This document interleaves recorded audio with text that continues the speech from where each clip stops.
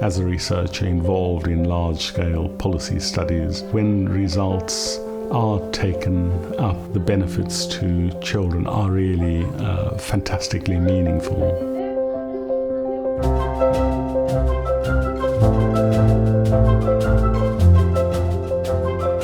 So I'm a professor in education in the University of Oxford, and I'm a psychologist by training, so I work with children looking at their learning, cognition and development. I was approached by the World Bank to help them look at a policy challenge in Sudan to do with the fact that children were not learning as much as expected. We were fortunate in the research to have an opportunity to carry out the first ever national learning assessment, 18,000 children across all 18 states.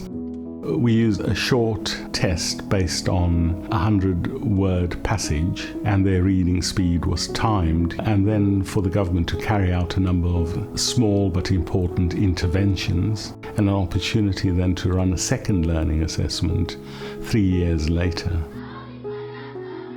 And what the results revealed is that there was success that could be attributed to parents supporting their reading at home and a book flood of supplementary learning materials that captured children's attention. And I think this has been a very wonderful work that has been done by David.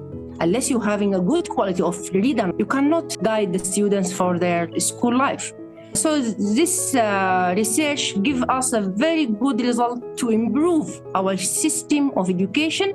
My relationship with the World Bank came about when they invited me to Washington to address a seminar at lunch, when a member of the World Bank approached me and explained to me the policy problem that they had in Sudan. The relationship with the government in Sudan was a more formal relationship initially, in that it was brokered by the World Bank. I think the most important lesson about policy engagement is for policymakers to understand the problem. One needs to take them to the front line. Senior government officials went to selected schools in Sudan with us, and I made them aware of what the learning problems were.